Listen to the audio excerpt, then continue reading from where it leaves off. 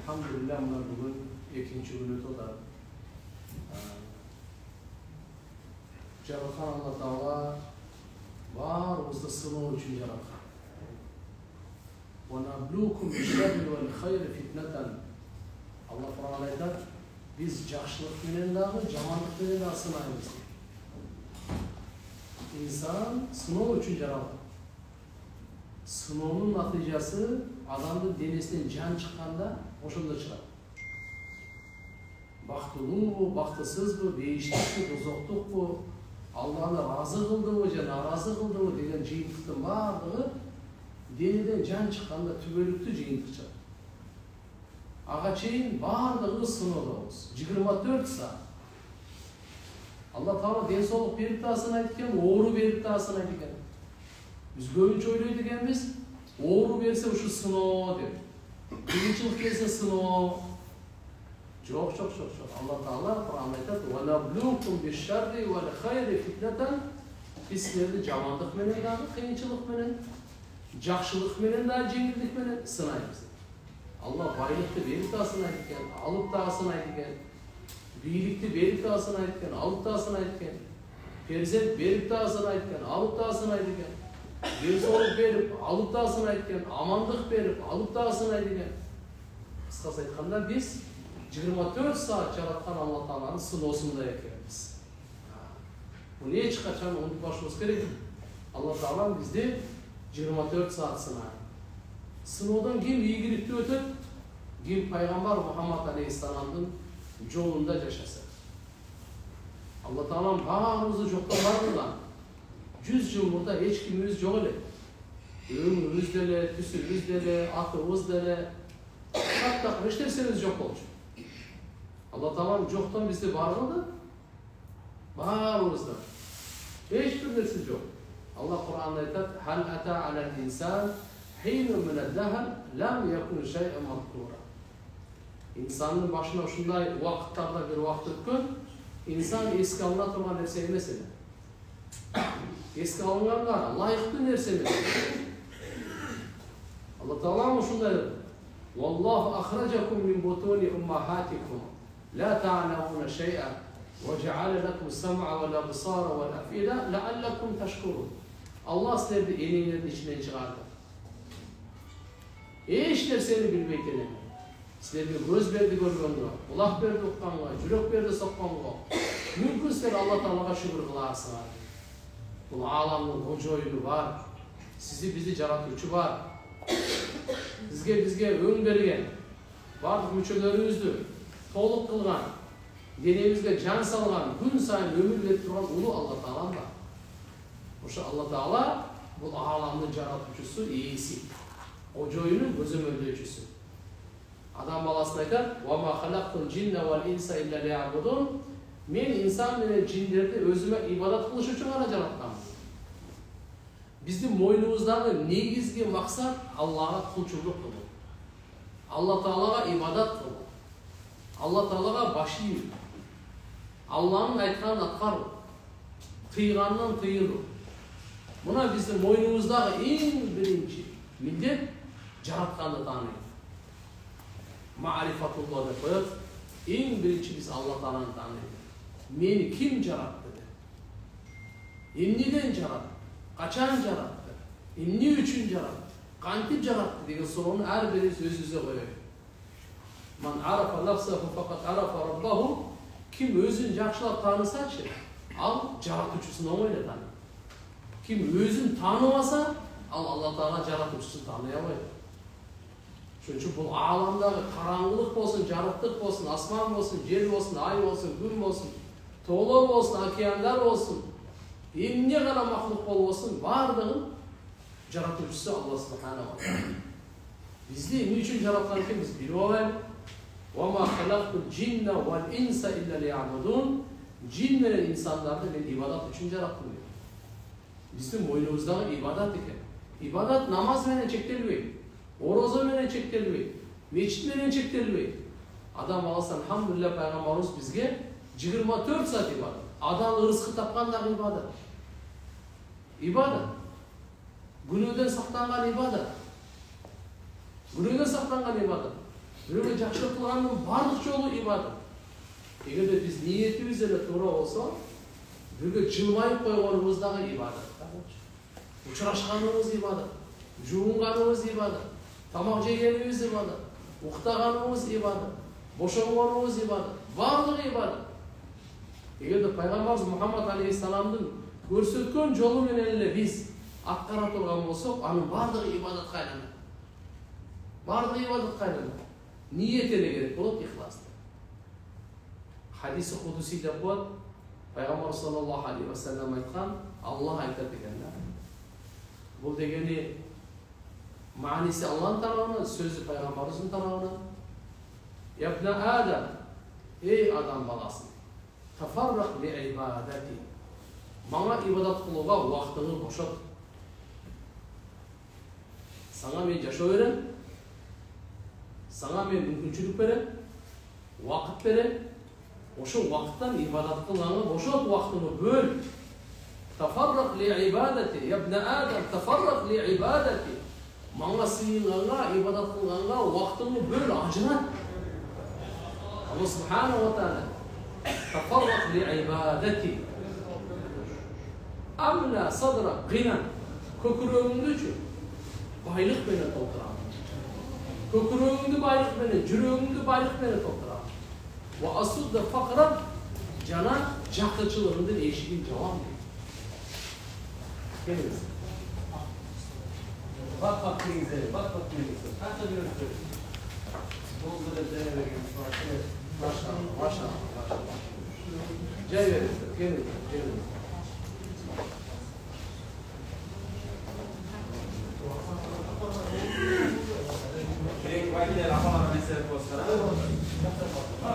Yaşta var, çabuk basın olsa böyle olur. Gel tutup bir kaya. Alma oturalım. Nasıl?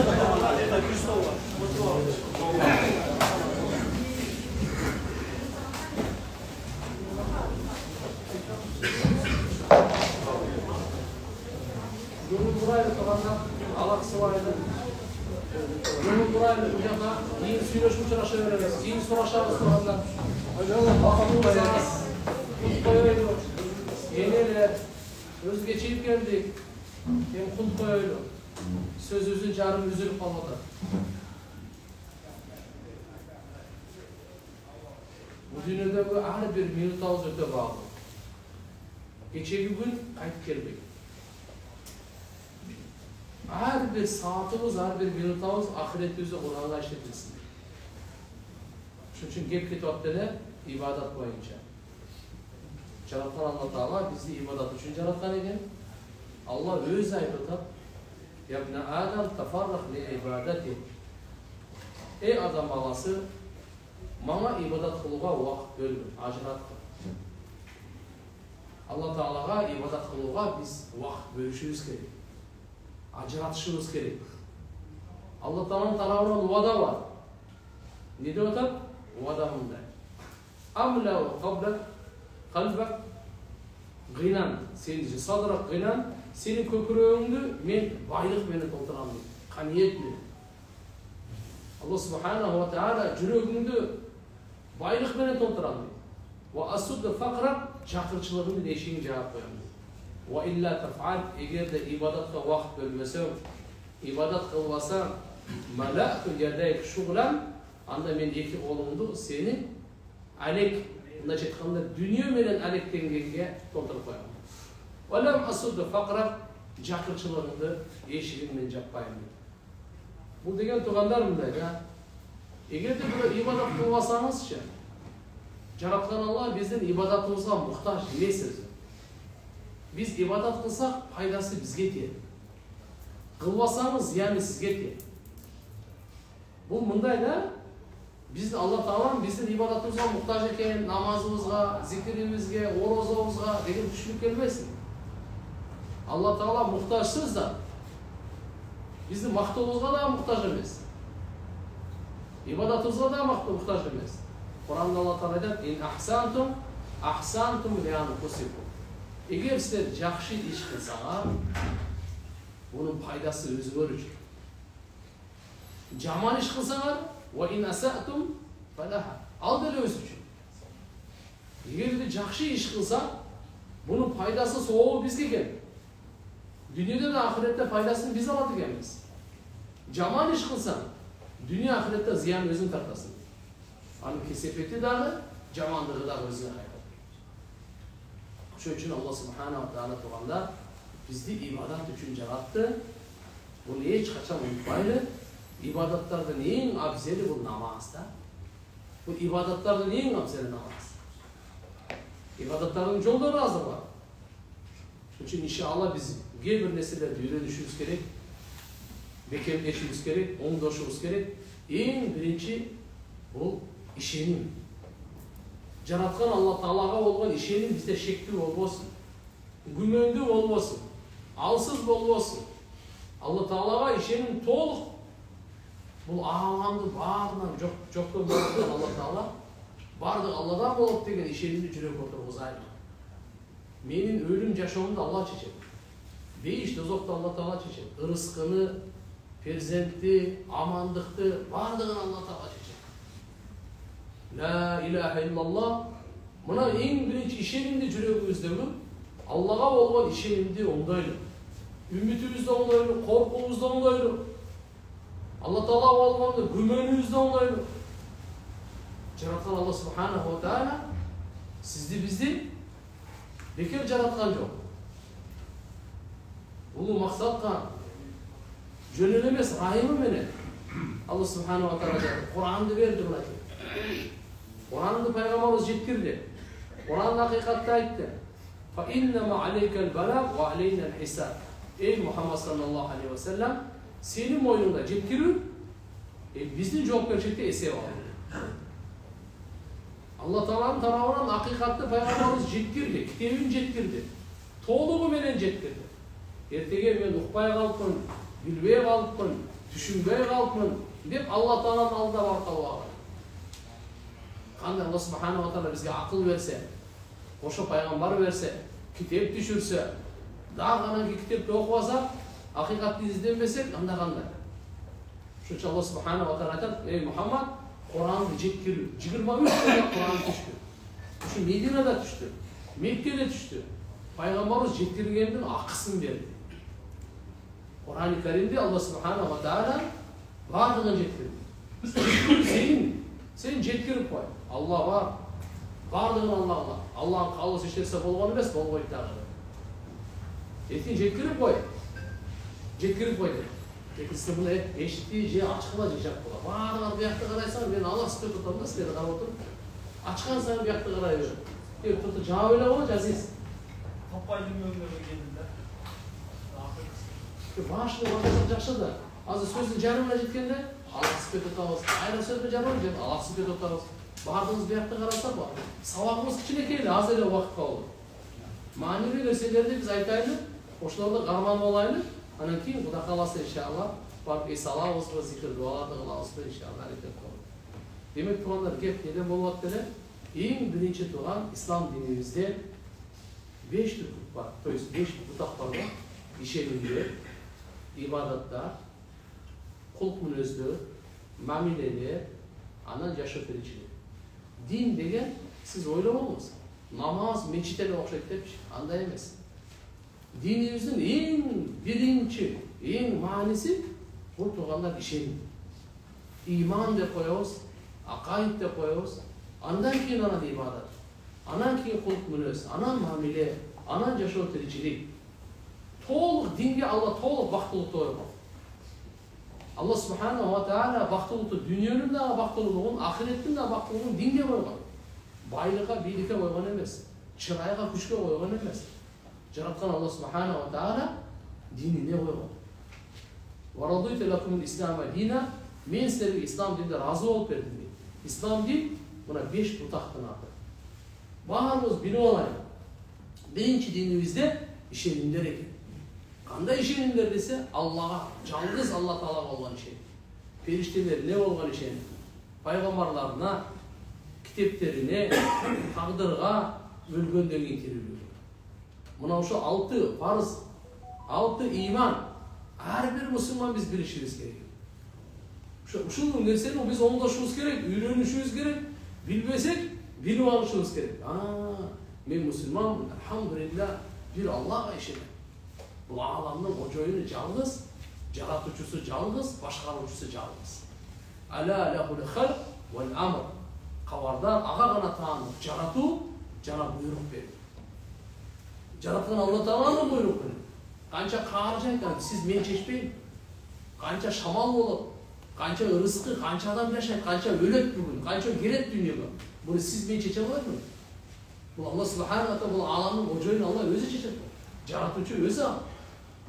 Бир ааламды Алла субхана ва таала сыйынганга ылайыктуу Алла. Бардык немат Алланын тарабынан. Кур'анда Алла Таала айтат: "Ва ма бикум мин ни'матин фа миналлах." Силерде кандай гана немат болбосун, бул Алланын тарабынан. Бүгүнкү ден соолук өзүнөн келип калган жок, Алланын тарабынан келди. Бүгүнкү акыл Алланын тарабынан келди. Бүгүнкү ырыскы Алланын тарабынан. Бүгүнкү амандык Алланын тарабынан. Бүгүнкү иззат, авир, амандык Алла Тааланын тарабынан. Сизде кандай гана болбосун, немат бул Алла Тааланын тарабынан. Басып жүргөнүбүз дагы, күлүп жүргөнүбүз дагы, сүйүнүп жүргөнүбүз дагы, көңүлүбүздүн ачыктыгы дагы бардык Алланын тарабынан. Бүгүн намаз окусаңыз, алхамдулилlah, бул немат Алланын тарабынан берилди. Бүгүн орозо калбасаңыз, зикир кылсаңыз, Кур'ан окусаңыз, бардык Алланын тарабынан ачылат бул. Алла Таала каалабасачы, адам бир субханалла айта албай дүйнөдөн өтүп кетет.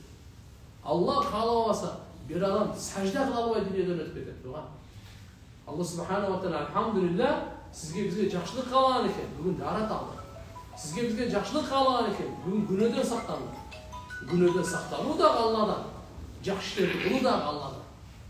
Ошон үчүн алхамдулилlah Алла Тааланын нематтары чексиз, эсеби жок, санасаңыз санап бүтпөйсүн. Ва ин таудду нематаллахи ла тухсуха. Алланын нематын санасаң эсептеп бүтпөйсүн. Бир эле көз канча немат, бир эле кулак канча немат, ден соолук канча немат. Бардыгынын үстүнөн ыйман нематы тур. Ошон үчүн туугандар, эң биринчи биз үйрөнө турган нерсе, бекемдей турган нерсебиз бул ыйман. Исламдын алхамдулилlah динибиздин эң маанилүү бутагы ишеним экен. Алла Таалага болгон ишеним. Алла мени жоктон бар кылдыбы? Өлүм дагы кайрадан бар кылуучу Алла субхана ва таала. Эки жашоо, эки өлүм. Эки жашоо, эки өлүм. Ошон үчүн иншалла мусулман адам Алла Таалага алхамдулилlah бардык Алладан деп ишенет. Бардык Алладан деп ишенет мусулман адам. Күн сайын биз бүгүн кичине жаңылышта жашап атабыз. Ал кандай? Өзүбүзгө өзүбүз жашоо берип аткандай, андай эмес. Эч кимге жашоо бере албайт. Күн сайын жаңыдан Алла Тааланын тарабынан жашоо керек турганда. Күн сайын, күн чыккан сайын жаңыдан Алла Тааланын тарабынан жашоо керек. Мындай оңой бир түшүнүккө да. Азыркы мына жүрөгүңүз согуп атат. Мен деле жүрөгүм согуп атат. Бул кечеги эмес да, бүгүнкү. Бүгүнкү жеген ырыскыбыз бул кечеги эмес, бүгүнкү да бул. Кечеги бүттү ал. Күндөн күнгө немат жаңыланган сайын Алла Таалага шүгүрдү жаңылап турушубуз керек. Алланын өкүмдөрү жаңыланып турат. Алланын нематтары жаңыланып турат. Алланын нематы жаңыланганда шүгүр жаңыланат. Алла Тааланын өкүмү жаңыланып турганда Аллага баш ийүү жаңыланып турат. Мисалы алхамдулилlah азыр Куптан окудук, бул кечеги Куптан эмес эле. Эртеги алхамдулилlah кайрадан Алла Тааланын өкүмү келет. Алла Тааланын өкүмү 24 саат пендеге жүздөнүп турат. Жараткан Алла Тааланы истегин, Аллага шүгүр кылгын, Алладан жардам сурагын, Алладан кечирим сурагын, жакшы иштерди кылгын, жаман иштерди сактангын. Чын сүйлөгөндө бардык Алла Тааланын буйруктары. Ошон үчүн урматтуу туугандар, мынакей биринчиси биз ишенимибизди оңдойлу, Алла Таалага болгон ишенимибиз. Экинчиси Алла Тааланын китеби Кур'ан-ы Каримге болгон ишенимибиз. Кур'ан Алланын сөзү, периштелердин сөзү эмес. Пайгамбар Мухаммад алейхиссаламдын сөзү эмес. İnsan cindin söz emez. Kur'an Allah'ın özünün sözü. Özünün kanamı, özünün kitebi, özünün kavlosu. Kur'an Allah Teala'nın kavlosu. Demek Kur'an'da Allah Teala imniyeni pendeden kavlasa, o şunun varlığı Kur'an-ı Kerim'de Allah Subhanahu wa Ta'ala caylaştırıp koyuyor. Demek Kur'an'da Allah Teala mıda dedi, وَتَمَّتْ كَلِمَةُ رَبِّكَ صِدْقًا وَعَدْلًا. Sen Robundun sözü толық бүтті. Çınçıldık жағынан, әділеттілік жағынан. Құран дағы қанша оқия болса, бардығы чын. Bir дағы гүмөн, bir дағы шек, bir дағы жалған, bir дағы жомоқ жоқ та. Құрандағы әрбір оқия, ол чын оқия. Қаварлары бардығы чын. Жана қанша Алла Тағала өкім берсе Құранда, бұйрықтарды бардығы әділеттілік. Қылғыла деген бұйрықтар бар, қиылғыла. Сақтанғыла деген бұйрықтар бар. Allah Subhanahu wa Ta'ala қылғыла деген бұйрықтар. وَبِالْوَالِدَيْنِ إِحْسَانًا Ата-енең өйлі жақшылық қылды.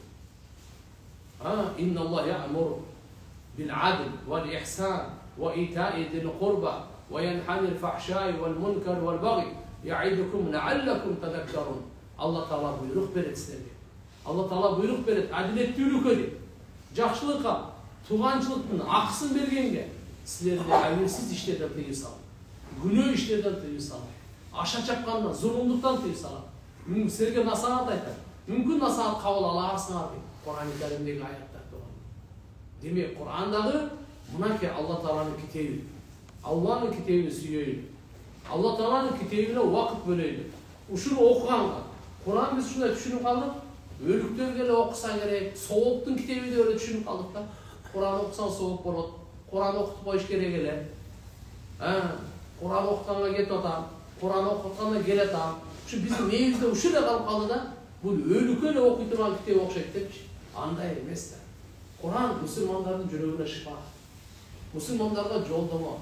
Бүткіл аламға жолдама. Райымдуу китеп. Ақиқат китеп. Әділеттүү китеп. Берекелүү китеп. Жүректегі шектерді дағы, арам ойларды дағы, бардығын шифа болған китеп bu Құран-ы Кәрим. Ошон үчүн бул сооптун эле китеби эмес. Биз ушундай түшүнүп алайлы. Құран жашоонун жолдомосу. Жашоонун жолдомосу. Мен кантип жашашым керек? Құран айтып берет мына. Алла Субханаху ва Таала айтып берет Құран. Жашоонун Құранда Алла Таала мындай дейт: "Шахрамазан унзила фихи ал-Құран худан лин-нас." Рамазан айында Құран түштү, бүткүл адамдардыкка туура жолду көрсөтүшчү. Бардық байларға жолдама Құран. Бардық еркектерге, бардық аялдарға, бардық кембағалдарға, бардығына жолдама. Орынларға дағы жолдама. Арап емесіне дағы, жаштарға, қарияларға дағы. Кимге қара болбосун, жашоону туура жолдомосу Құранда. Кантип жуунам дейбиз. Құранды қараңыз. Құран айтат кантип жуунуш керек.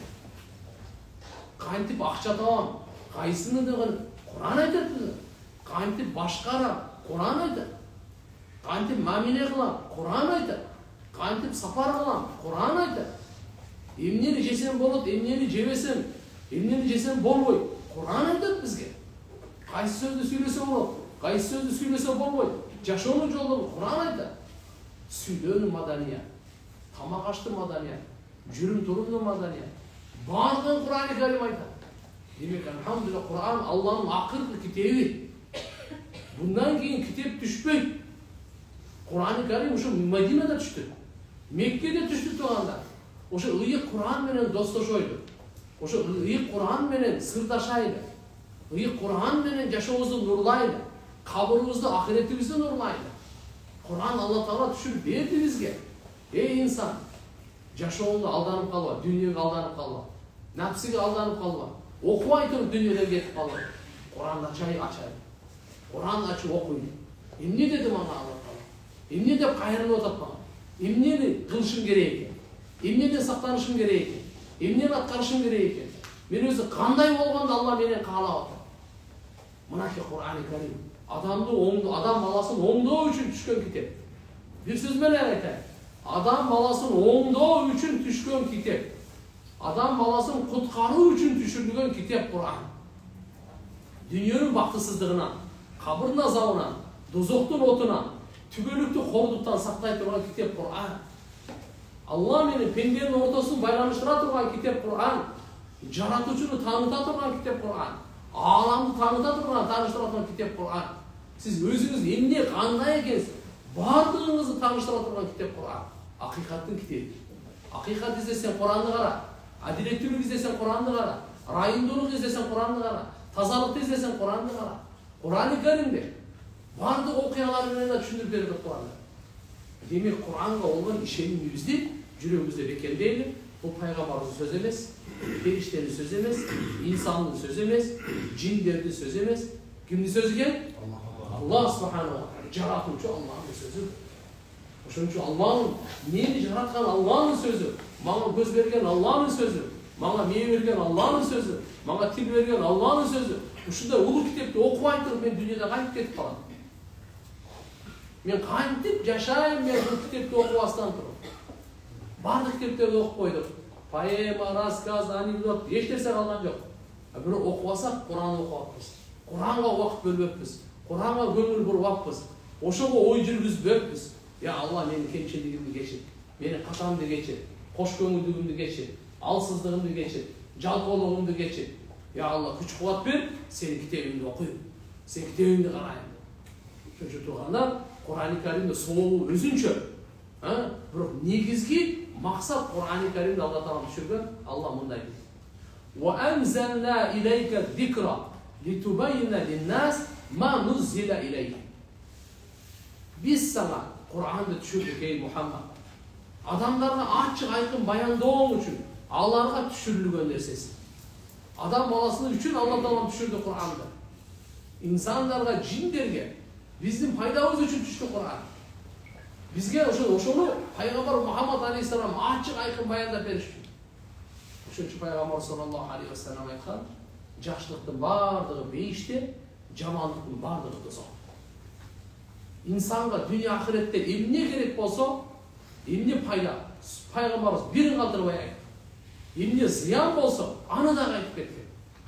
Anı da aytıp ketken. Oşun üçün tuğanlar birimizden inşallah ikinci bizim işenimimiz kitapta Allah'ın kitabı Kur'an'ga olan işenimimiz şekli olmasın. Bekem olsun işenimimiz. Allah'ın akırkı sözü, akırkı kitabı adamzatı ondoş üçün gelgen, adamzatı kurtarış üçün gelgen. Kur'an'da şefaat bir daha perişten kalmayı, bir daha peygamber kalmayı. Budan ne için şu gayra aytıp tutalım? Gayra aytıpkanımızdan жүрегімізге Kur'an'ın ululuğu düşsün. Kur'an'ın kasiyeti, kutu düşsün. İşte men daha Kur'an okuyayım. Men daha öğreneyim. Aslında bugün ben bilmeydik hep. Bırak ertege, büsü günü, keyinki cuma, keyinki ay. Men sözsüz inşallah Kur'an'a mani vereyim. Kur'an okuyayım. Oşağa inşallah hareket kılayım. Şunun için aytayotganımız. Üçüncüsü tuğanlar işenimimiz paygambarlarga. Paygambarlar asıl zatlar olur. Paygambarlarda Allah Teala özü tandap jiberiyor. Akıllı paygambar Muhammed Aleyhisselam.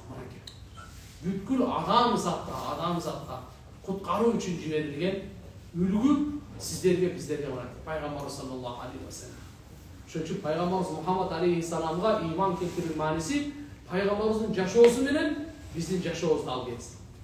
Пайгамбар саллаллаху алейхи ва салламдын артынан ээрчийли.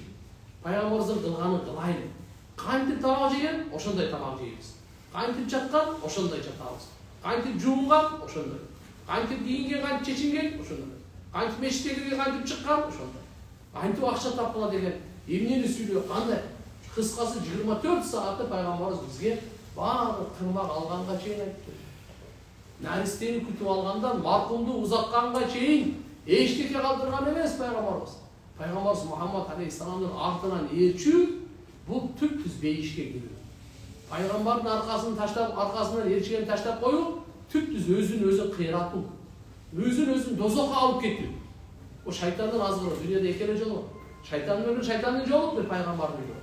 Kağlasan şaytanın yolundan da, kağlasan peygamberin yolundan. Çünkü Peygamber sallallahu aleyhi ve sellem'dir. O anda mınake, şaarına geldi. Peygamberimizin süyüsünü daha soraydı, şeriatını daha soraydı. Peygamberin şafaatını daha soraydı. Peygamberimizin rayımını daha soraydı. Allah Teala'dan. Ayrı bir namazda. Ya Allah, erteye kıyamet günü varlık adamsa Peygamberin şafaatine muhtaç olur. Varlık adamsa. Peygamberimize Allah Teala şunca çoğu martaba verdi. Şunca ulu martaba verdi. Haysi? 5 şafaatı var. Kaç şafaatı var ki? 5 şafaatı var. Bütkül adam zatqa şafaatı var. Adam atadan tartıp, kıyamet günü geçeyim, kança, trilyard, brilyard adam gelip, ошонун бардыгына пайгамбар шафаат кылат. Ал күнү кыямат күнү бир дагы пайгамбар шафаат кыла албайт. Адам атадан тартып, Нух пайгамбардан тартып, Ибрахим пайгамбардан тартып, Муса пайгамбардан тартып, Иса пайгамбардан тартып, бардыгы отказ берет. Жок, мен бүгүн ортого чыга албайм. Адамзатка ортого чыга, шафаат деген ортого түшүп. Заступа. Мынакей, ошондо пайгамбар Мухаммад алейхиссалам бүткүл адамзатка ортого түшөт. Я Аллах, адамзатка райым болуп эсеп кете баштадым депчи.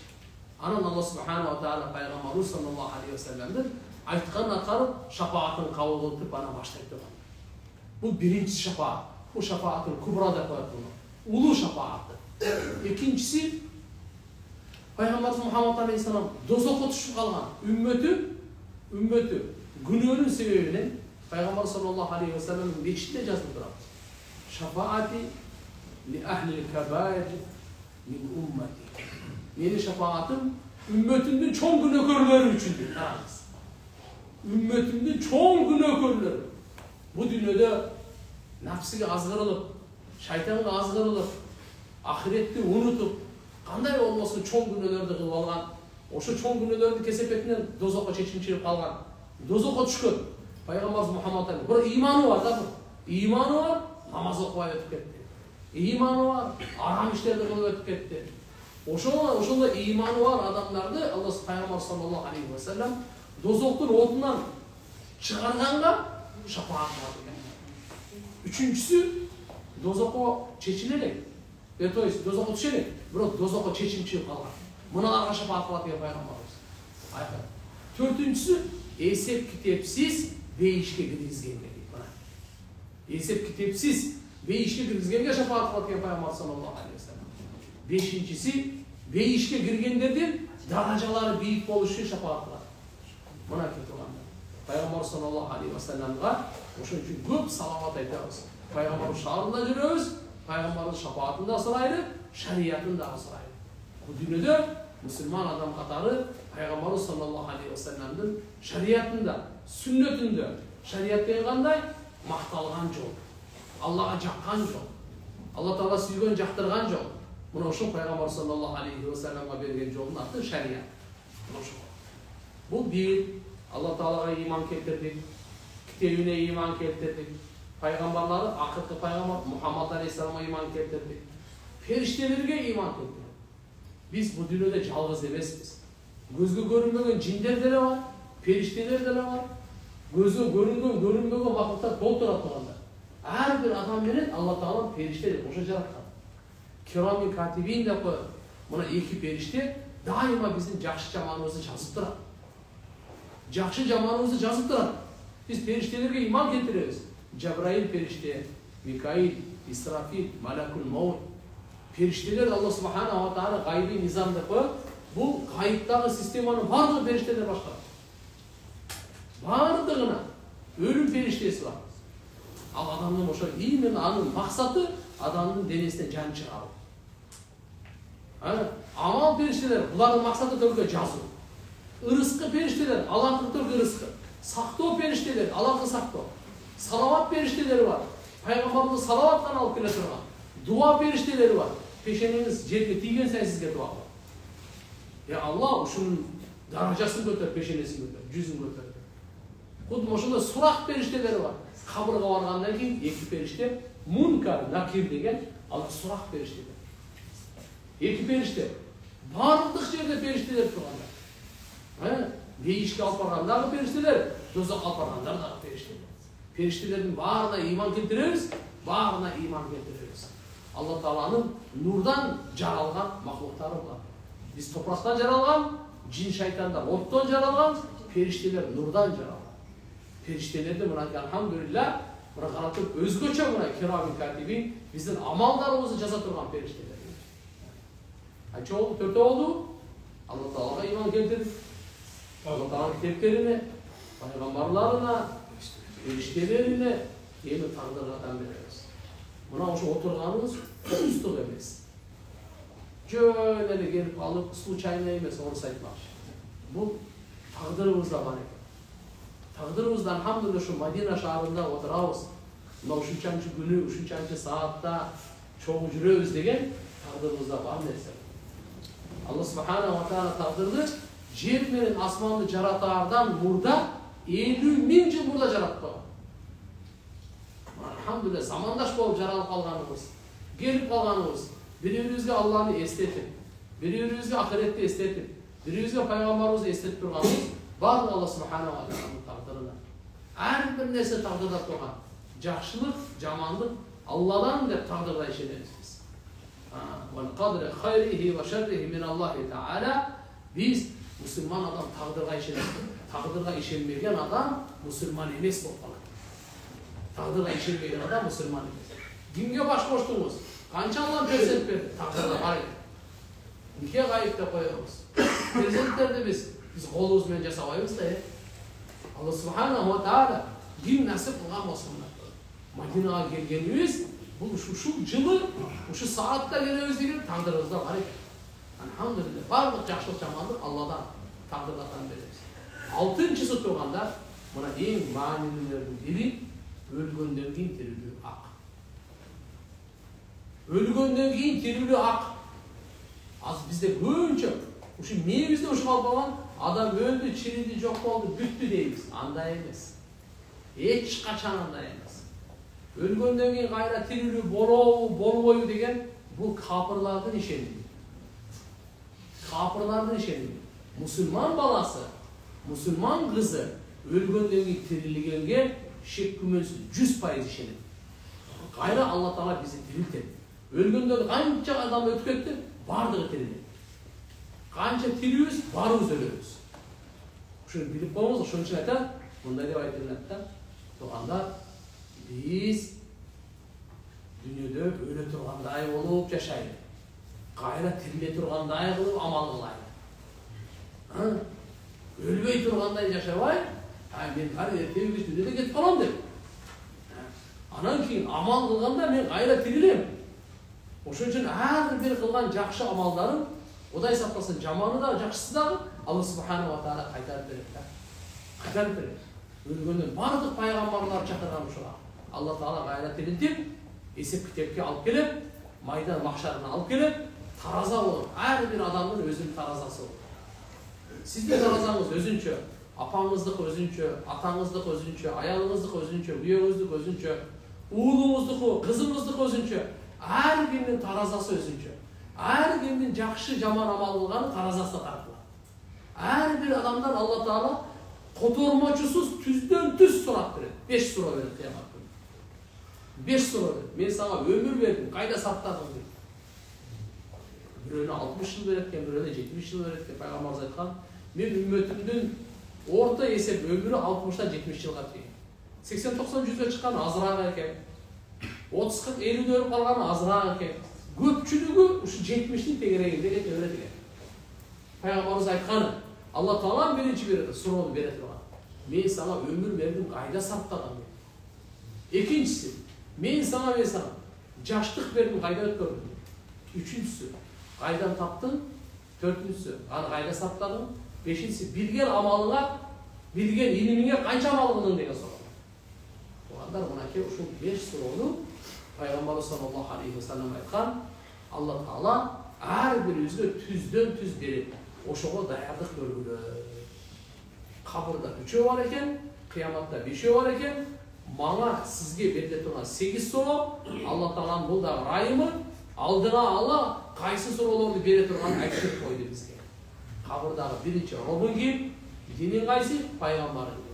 Qiyomat kuni 5 so'rov, ömür bo'yicha, andan keyin yoshlik bo'yicha qaydan aqcha topding? Qaydan jeding, ichding, bola chaqangni boqding, uy solding, mashina haydading, qaydan topding? Qayda sarflading? Topganingni qayda sarflading?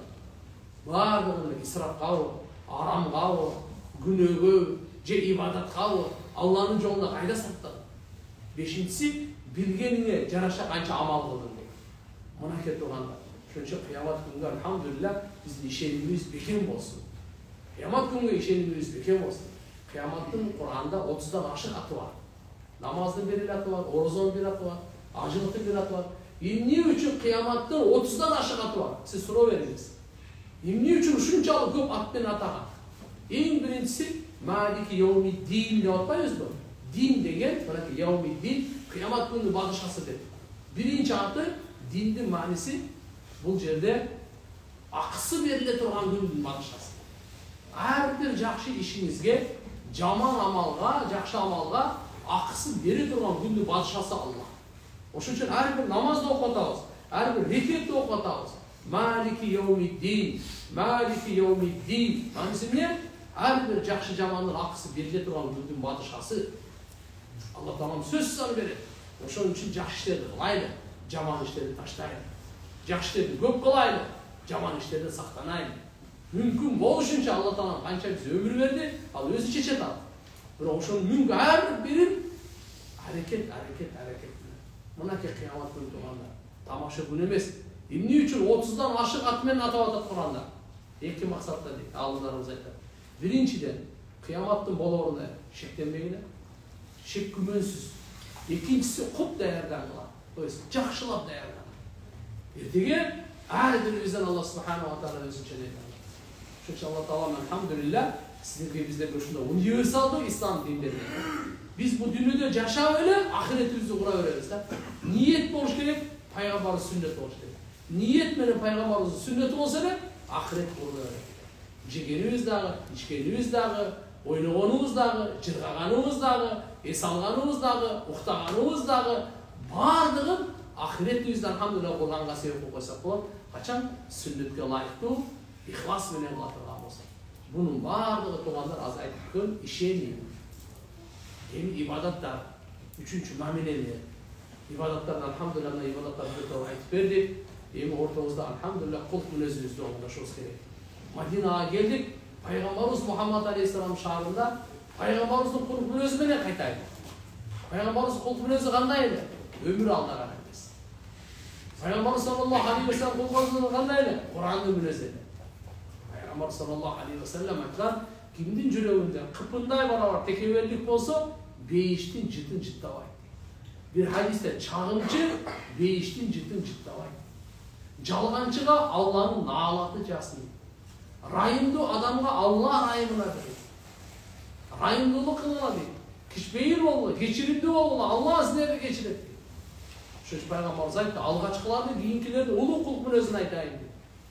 Ким сиз менен мамилени бузса, ошо менен мамилени түзүңүз. Ким сизге жамандык кылса, ага жакшылык кылыңыз. Ким сизге жамандык кылса, ага жакшылык кылыңыз дейт. Ким сизди кур калтырса, анын акысын бериңиз дейт. Пайгамбарыбыздын кулк мүнөзү ушундай эле. Жылмайып учурашат эле, жакшылык кылат эле, пайда жеткирет эле. Оңдон келишинче жардам берет эле. Ошон үчүн пайгамбарыбыздын кулк мүнөзүн дагы бул дүйнөдө кылганга биз алхамдулилlah пайгамбардын шаарынан пайгамбарыбыздын мүнөзүн алып кетейли. Аны изилдейли. Пайгамбарыбыз кандай райымдуу эле, жаш балдарга кандай райымдуу эле, ата-энеге, бала чакага кандай, алсыздарга кандай, жаныбарларга пайгамбар ушунча райымдуу кылат. Ошон үчүн иншалла пайгамбарыбыздын мүнөзүн Алла Таалам кабыл кылсын. Бирок чарчагандарсыздар го иншалла мындай майлы. Кудай калса саатка дагы эртеге канчада экен бизге? 7:30. Азыр эс алыңыздар. Карасаңызча баардыгы чарчап, уйку сурап келип отурса, Кудай калса Аллахым кабыл кылсын. Эртеге